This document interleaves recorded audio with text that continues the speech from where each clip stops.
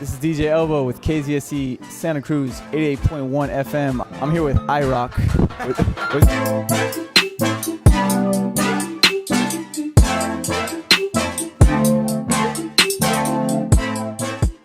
I'm here with Caleborate.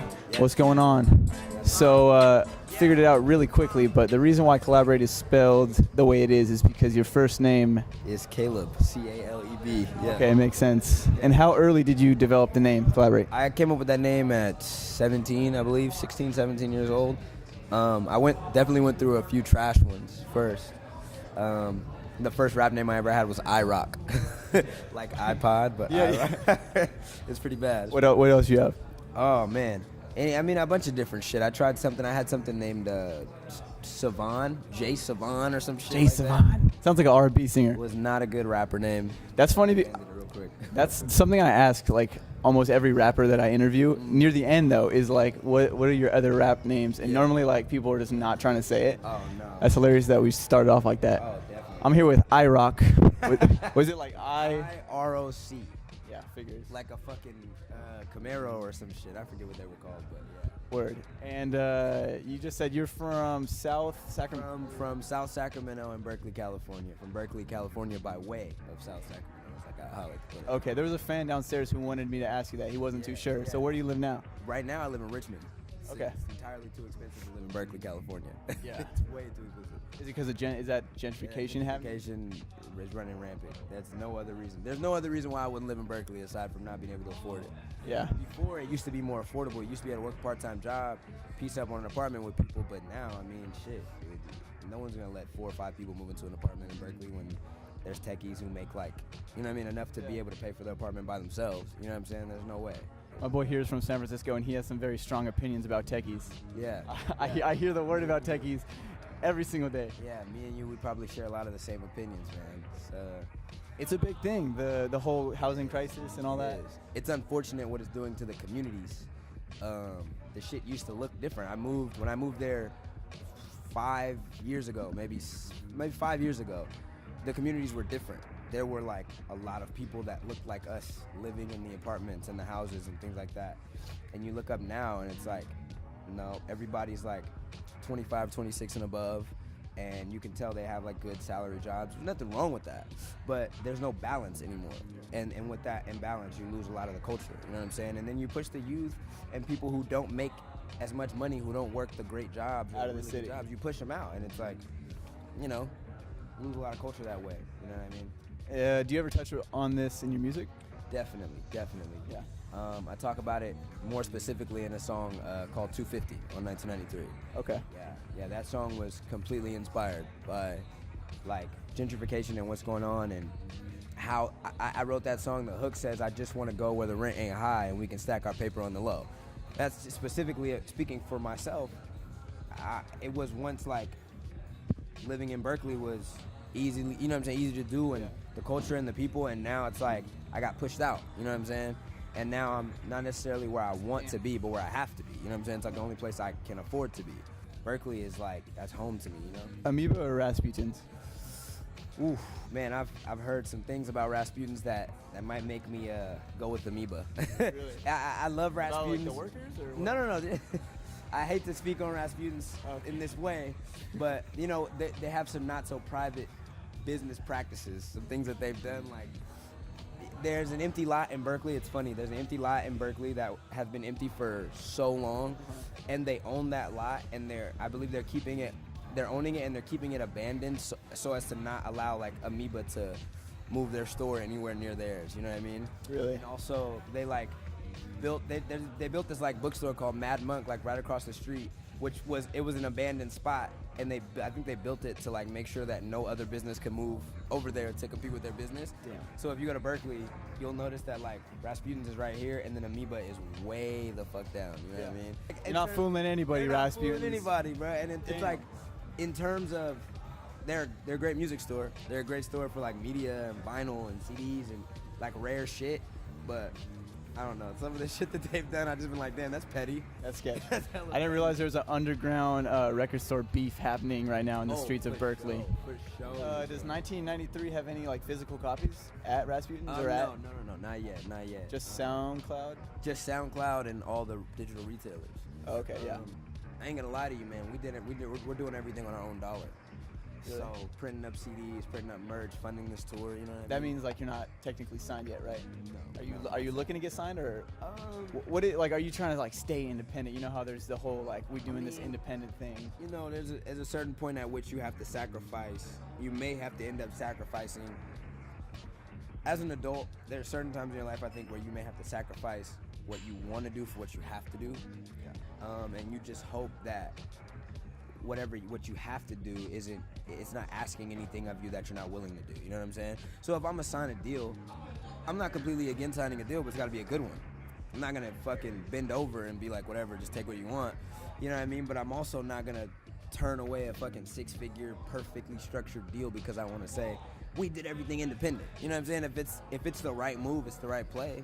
It makes sense. Why not? If it's not, if it's too much, if I have to give up more than I'm willing to give up, fuck it. You know what I'm saying? I'll just do it independent. And right now, that's where I'm at. Right now, I'm being asked to give up too much. I don't want to give up too much. So you've been offered stuff and I've been offered opportunities. Yeah. I've been offered record.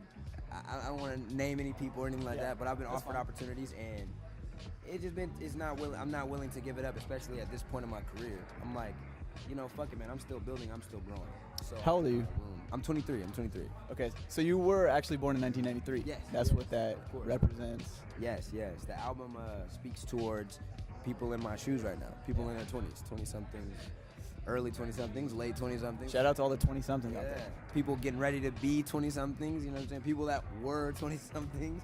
Everyone, you know, they know what this experience is like, man, trying to find your place in the world. What were you growing up listening to in the Bay? Obviously, I'm sure you were into Mac Dre. Oh, bruh, of course. Well, who else besides Mac Dre? Mac Dre's like the given. I mean, Mac Dre is certainly a given. I mean, certain things in Northern California are givens. Like, I was just thinking about last night, like, I went and looked through my old iPod and I had hella Roach Gigs. And I was like, damn, I haven't listened to Roach Gigs in a minute. But it's Goomba, just, what was it, Goomba Pimpin' or something? Bruh, Roachy Balboa was like a fucking fire tape, bro. And like, it's just certain shit, like in the Bay, like you can't not be a fan of the Jacket, you can't not be a fan of Keek, like you can't not be a fan of Fab. Like, it's just the way that we grew up. I have so many memories of just, listen, I remember in middle school, like parents coming to pick kids up and Fab was just playing in the car, 40 was just playing in the car. Like, it's just a way of life, you know? But outside of like the Bay Area artists that I listen to, I listen to everything, man. I listen to fucking The Game was like a big artist that I used to like when I was younger. Jay, of course, Kanye, like J. Cole, like just everything, man. I've always been like a crooner. I've always just been the type of person that just digs for music. I used to listen to fucking Steely Dan my junior year of high school. You know what I mean? Like, I feel like everyone had that rock, not everyone, but I had that rock phase. Oh, of course, bro. Some Ramones and all that kind of stuff. Definitely. The Ramones, I love the Pixies. Rolling Stones are incredible. Yeah. Like, but that's just me loving music. You know what I'm saying? Have you been able to meet any of the these Bay Area artists that you like grew up listening to? Who have you met? Definitely. I met E40 early on. Really? I met E40 when I was 17. We did a show, actually. I did a show with my older brother. He went to Dominican University in San Rafael, and E40 did a show there. And my brother let me like come out and do a song. So Really? technically I did a show. So your brother made music as well? Yeah, he's performing tonight. Cash Campaign, yeah. Okay. Performing tonight. I owe him a lot. He's one of the main people that got me into music and got me rapping.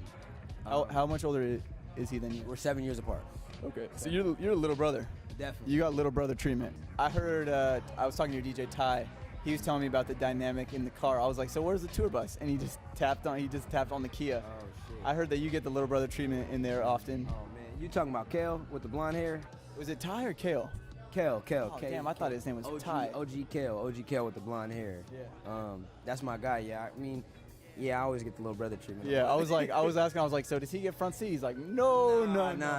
Well, you know, that's also a way that we grew up. Me and Jayhawk, my guitarist, we're the youngest. Jayhawk is 20. He's about to be 21, and I'm 23. Yeah. So you got Nick, who's a couple years older than me. Kale, who's a few years older than me. Yeah. Adrian, my photographer, videographer, is a few years older than me. So it's like me and Jayhawk we're always alternating between the middle and we call it left nut, right nut. it's like, all right, for 2 hours, because we just came back from Seattle. Oh yeah.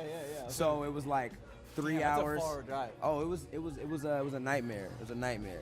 3 hours, I'm in the middle, then we switch, he's in the middle, then I switch, and you like sitting in that left nut seat, and you're like, pause. You're like, fuck, man, this is comfortable. I'm leaning back. I got the door right here, and you look at your fucking. You're like, fuck, I got 30 more minutes until I got. Oh, you guys set it up. You're like, oh yeah, oh yeah. That's the only way. I don't necessarily have to do it because I am 3 years older than him, and I could just be like, hey, you got right in the middle. It's purely age. But I know what it's like to be that young cat, man. So I do it. How was Portland? Portland was dope. Yeah. Portland was dope. Downtown Portland was like awesome. Went to the shoe store called Index. Went to Compound. Went to Upper Playground. Compound's tight. Yeah, I went to all three: Upper Playground, Compound, and Index. Great stores, man. Yeah. They showed me a lot of love. It felt a lot like the Bay in there, you know. Yeah. It's really dope. I got chewed out by the Compound employees once because the one time I was there, they got like mad free shit everywhere. They have like a box of Red Bulls. They have like, Yeah. I don't know, little things that I was like, it was my first time there. They have stickers. So I'm like kind of like grabbing things like, I'm trying to take this. And then at the very end, I'm like, yo, can I get like a bag for this? And there's like, nah, like you got a Red Bull, you got a sticker, you got all this shit. Just get out of here. I'm like, my bad, dude. Crazy. But shout out to Compound. Compound was dope. I was at Compound talking to this dude, Colby. I think is the name of the dude that runs the shop. Cool dude. We're chopping it up about like my music and what I'm doing in Portland or whatever. And this kid, I can tell, is like maybe his like first few months or something like that working there, interning or some shit.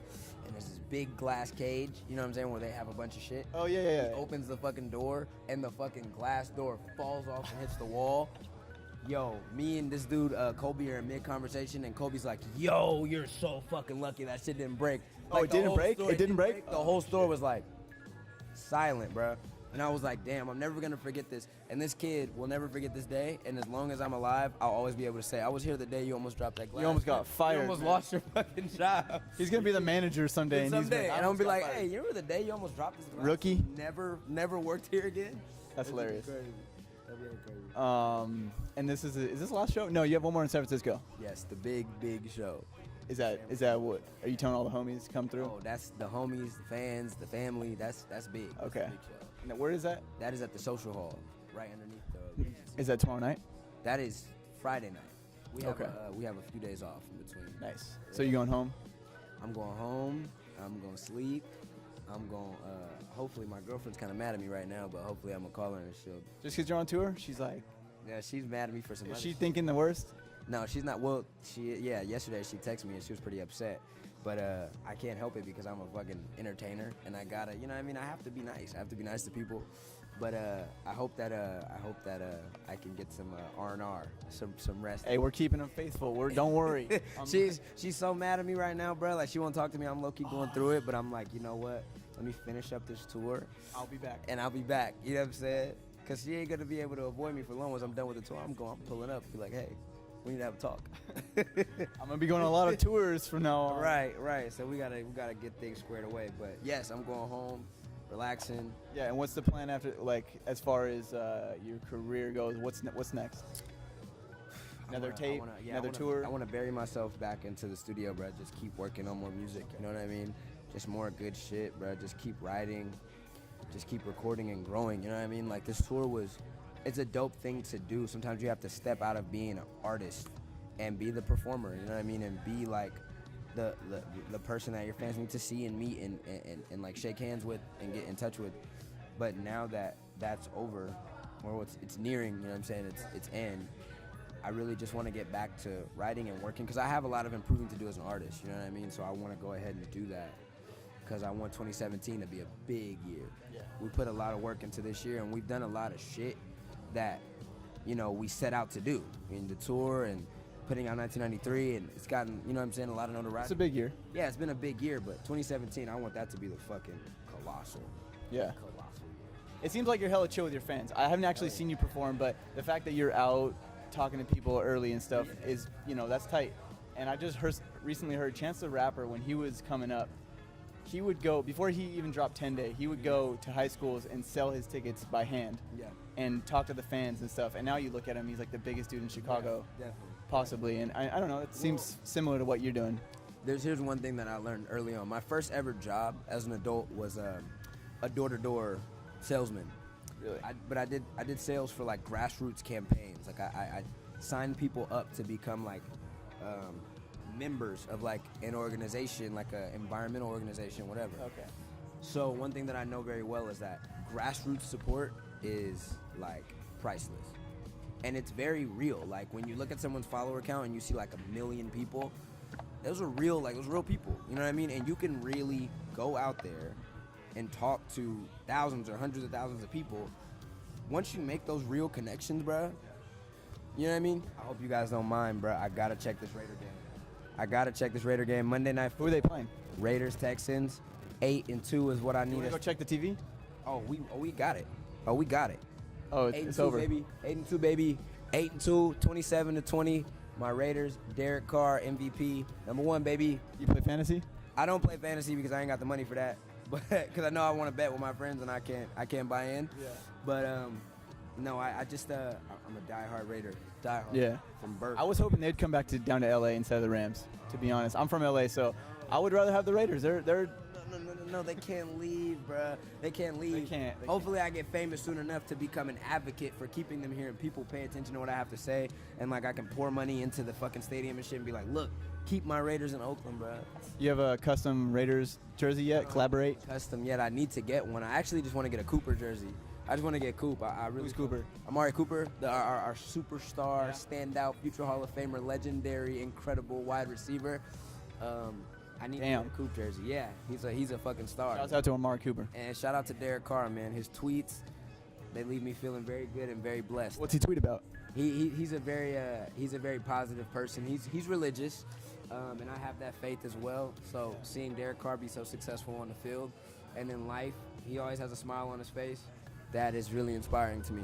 Hey, shout out to Derek Carr or David? Carr. Derek Carr, man. I'm not up on football. Am I tripping? Because I be getting him and his brother mixed up all the time, but I believe it's Derek Carr. Derek is the younger one, bro. Yeah, that's my guy right there, #4, the Bulldog. The boy, the Derek Bulldog. Carr, man, the Bulldog. Shouts out to Derek Carr. You have a car? Don't have a car. That's Not what's yet. up. Not yet. What kind of car are you trying to buy? Hopefully after this tour, I get something in the 2000s, just like a Honda or a Toyota or something. But Modest. yeah, something modest. I'm not a flashy person at all, not by any means. Plus, I have a lot of investing to do into music. You know what I mean? Like I said, we don't even have physical CDs, so I got to be able to get something that I can drive, but still have some money left over to put into merch and CDs and videos, because the fans deserve, something too. You know what I mean? I got to make those sacrifices for the people who make those sacrifices for me. You need the car to drive to the studio, or is the studio at the house? The studio is far. Yeah. So I need the car to drive to the studio. I need the car to just drive in general, to get to video shoots, the studio, get food, go see my family. You know what I'm saying? Your stuff doesn't sound like it was recorded in your closet. You hear of all these SoundCloud rappers. Yeah. Stuff is okay, but they're like, it was recorded at my house. Your stuff sounds pristine. It's mixed. Yeah, definitely. It sounds good. Ian McKee, the incredible Ian McKee, incredible musically talented recording engineer, mixing engineer. He went to Expression College with me around the same time, and we just built a good friendship. And he has a home studio. Yeah, he has a studio at his crib. Okay. And he's just a fucking music nerd. You know what I'm saying? He's not a nerd, but he's a music nerd. He just Shout out to all my nerds though. Man, definitely. I see you watching nerds. Shout out to all my nerds, man. Ian is just a fucking music nerd. Like, he just studies the shit and he knows what sounds good, and he really just appreciates it. And so he mixes a lot of good records and he produces a lot of good shit. He's somebody that I'm super thankful for. He's really important to Bay Area music and important to me. Okay. So That's the first thing I noticed is your stuff sounds good. It sounds clean, and I think that is really what you need to start out with. certainly. Nobody's trying to bump your closet rap in their car. It doesn't sound good. No, definitely not. Some of it does though, I'm not gonna lie. Some of it. So it depends on what you make. Yeah. But when you make stuff that needs to be clearly heard and felt, it's a little difficult to do it in your closet, you know what I mean?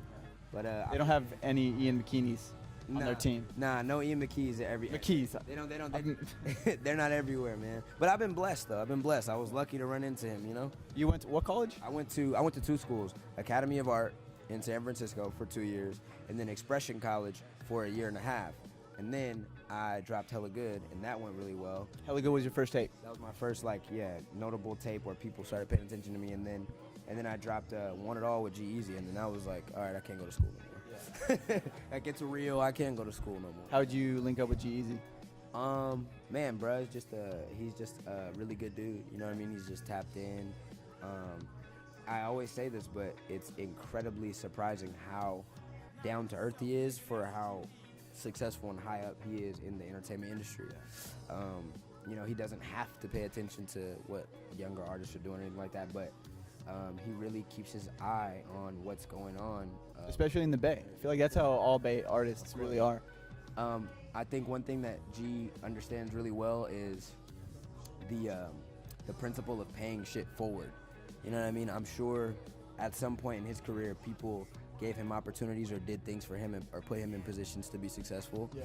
And he understands the importance of giving other young artists, other people in general, that shot. And I think that when with great power comes great responsibility. You know what I'm saying? Shout out to Uncle Ben. Yeah, and he's got a lot of power. He's got a lot of pull. You know, and it's not necessarily. It doesn't have to be his responsibility, but someone who wants to use that power the proper way takes that responsibility on. And Word. I think that he does that. He's a really good dude, man. Really good guy. Dude, well, you're a really good dude. It's been a very quick 23 minutes, so I'm just gonna let you go. But man, we gotta finish this game of pool. Oh, we do gotta finish this game of pool. All right, we'll get some footage of that. Anyways, this is DJ Elbow. Been here with Caleborate. We're gonna play some pool right now, and let's get it.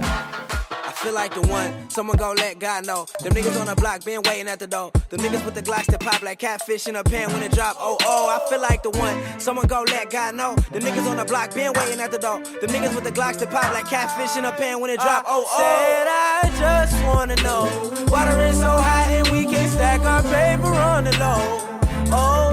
Said I just wanna go where the rent ain't high and we can stack our paper on the low.